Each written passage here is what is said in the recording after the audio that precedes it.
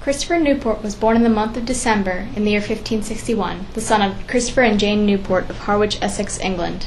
Not much is known about Newport's childhood. However, his father was a captain, so he probably learned something about ships from him. He did show signs of slight rebellion in his younger years, best exemplified by an adventure from when he was 19. After some altercations with the captain, Newport and some friends jumped ship next to the coast of Brazil, eventually finding a way home by another route. In 1582, at age 21, Newport became a shipmaster's apprentice at Harwich. It was probably at this time that he learned to use the tools that were used to navigate ships in the 16th century: the magnetic compass for direction, the lead line for measuring depths, plotting tools for estimating position and direction from maps and globes, and the astrolabe, an essential for plotting position. By 1584, Newport was living in Limehouse, a hamlet of Stepney, Middlesex, England. Christopher Newport was a privateer in his early life. Privateering is the plundering of foreign ships and cities as authorized by the government, in this case the British Crown. In 1587, as a crew member with a fleet commanded by Sir Francis Drake, Newport sailed for Spain to attack the Spanish fleet at Cadiz. Drake sailed from Plymouth with a fleet of 23 warships and other smaller boats. Nearly 80 Spanish ships were waiting for them in the harbor at Cadiz. The Spanish fleet were protected by long galleys propelled by the rowing of chained slaves. However, Drake's flagship, the George Bonaventure, took out the Spanish galleons before they could reach the English fleet.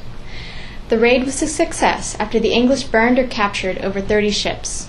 Over the following weeks, the English fleet would raid and burn more ships, even capturing King Philip of Spain's ship, the San Felipe, loaded with china, velvet, silk, jewels, and African slaves. All surviving crew members received a small percentage of the captured cargo upon their return to England.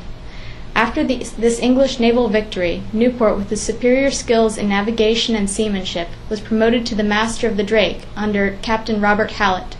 This new rank of master, in addition to acknowledging his skills as a navigator and seaman, recognized the ability to lead men. Masters on privateer vessels were responsible for actually sailing the ship, while the captain was in charge of planning and coordinating the raids. Unfortunately, Captain Hallett's ship, the Margaret, failed to capture any large prizes. They did, however, manage to avoid losing their merchant support by capturing one or two small ships. In 1590, at the age of 29, Christopher Newport achieved the rank of captain, a major success story for a man without any wealthy family influence. At the age of 30, Newport went on his first expedition to the West Indies. As commander of the Little John, he broke apart from the rest of the fleet. Newport and his men, instead of taking on only one Spanish ship in the water, and then trying to find the missing Roanoke colonists, decided to abandon the rescue mission and simply plunder Spanish ships.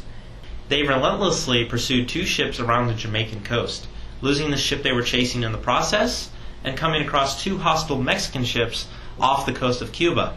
In the ensuing fight, Newport lost 5 men and 17 more were injured, including Newport himself. It was in this fight that Newport lost his right arm. Despite this setback, Newport continued to captain his crews effectively. For the next 15 years, he sailed relentlessly on the seas of the West Indies in numerous ships, attacking Spanish cities. It has even been speculated that it is because of Newport's success at privateering that this act of war became such a common act among mariners.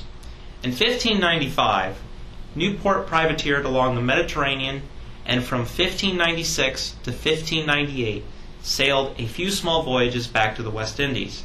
However, it was not until 1602 that Newport scored a large triumph in privateering, 3 million pounds in gold. However, Newport never received much fame because it came to light a few days after Queen Elizabeth I's death and was never reported. He then continued privateering for the next 4 years, though he never had the same success that he had in the early 1590s. Newport was then commissioned to set sail for the Americas along with other men such as John Smith in 1607. Most of what we know of this expedition is covered in Captain John Smith's A True Relation, which covers the first year of life in the Jamestown colony, or as Smith called it, James Fort. According to Smith, they landed near Old Point Comfort in late April of 1607 and landed at what would become Jamestown the following month. It is in these pages that Smith gives us his first impressions of Newport. Smith describes Newport as a man with great patience for the natives of Virginia, and in return, the American Indians respected him. He quickly established trade with them, giving bells, pens, needles, beads, and glasses in exchange for basic foods. Newport and Smith spent the next month traveling up and down the East Coast, meeting with different leaders within the Powhatan tribes, promoting trade.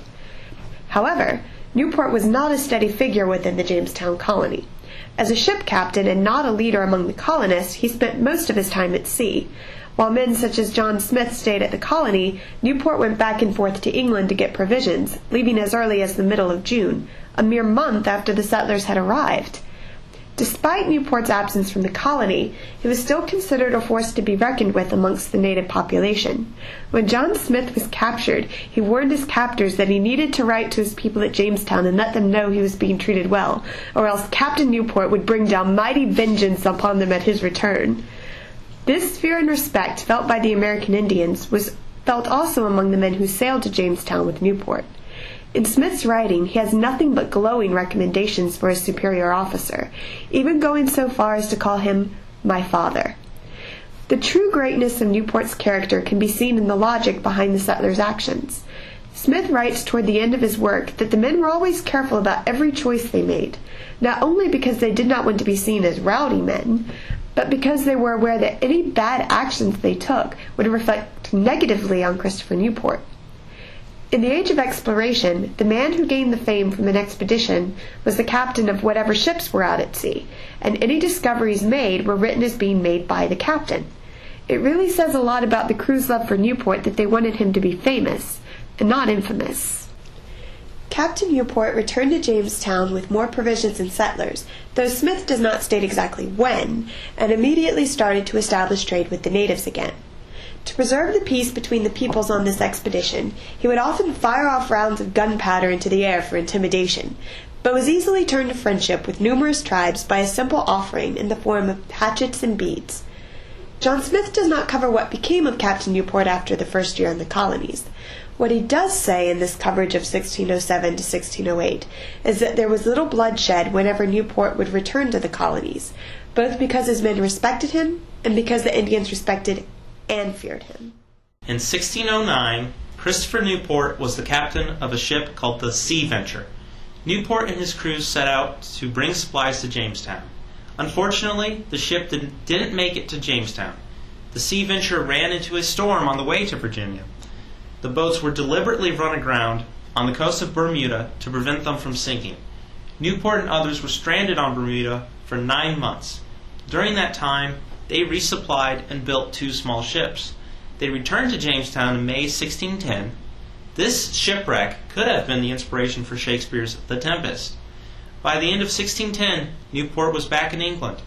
After another trip to Jamestown, Christopher Newport began sailing for the East India Company until his death in England in 1617.